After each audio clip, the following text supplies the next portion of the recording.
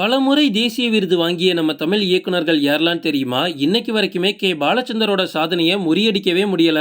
லிஸ்ட்ல நம்ம ஃபர்ஸ்ட் பார்க்க போறது வெற்றிமாறன். வித்தியாசமான கதைக்களத்தோட மாசா செம இன்ட்ரெஸ்டிங்கா படம் எடுத்து எப்பவுமே வெற்றியை மட்டுமே ருசி பார்த்துட்டு வராரு இயக்குனர் வெற்றிமாறன். இவரோட விடுதலை 2 வேற ரிலீஸ் ஆக போகுது. அதோட ஸ்டேஜ்ல தான் சில வார்த்தைகளை பேசி இப்போ ஒரு ட்ரோல் மெட்டீரியலாவும் நிறைய பேர் இவரை இப்போ ஹேட் பண்ணிட்டு வராங்க.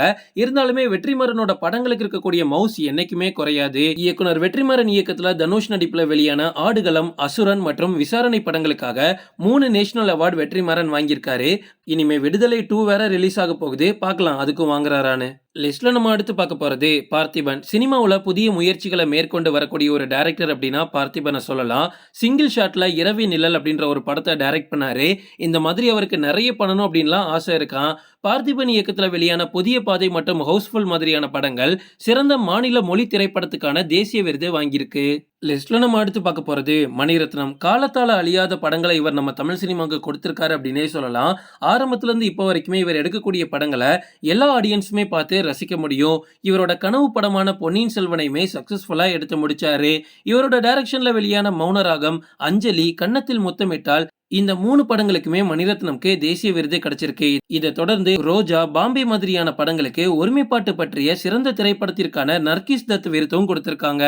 லிஸ்ட்ல நம்ம அடுத்து பார்க்க போறது பாரதி ராஜா. ஒரு வில்லேஜ் சப்ஜெக்ட் எடுக்கணும் அப்படின்னா அதை பாரதி ராஜா அளவுக்கு ஆப்டா தத்ரூபமா வேற யாராலையுமே எடுக்க முடியாது.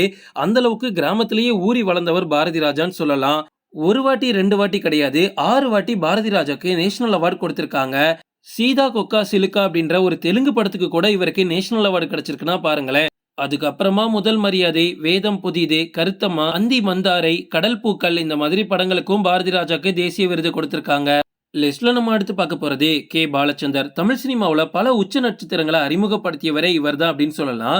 பாலச்சந்தர் மட்டும் இல்லை அப்படின்னா நம்ம தமிழ் சினிமாக்கு நிறைய முன்னணி நடிகர்கள் கிடைச்சிருக்கவே மாட்டாங்க. இவருக்கு கிட்டத்தட்ட 9 தேசிய விருதுகள் கொடுக்கப்பட்டிருக்கு. இரு கோடுகள், அபூர்வ ராகங்கள், அச்சமில்லை அச்சமில்லை அப்படின்னு இவர் டைரக்ஷன் பண்ண படங்களுக்கு சிறந்த தமிழ் படம் அப்படின்னு தேர்வாகியிருக்கு.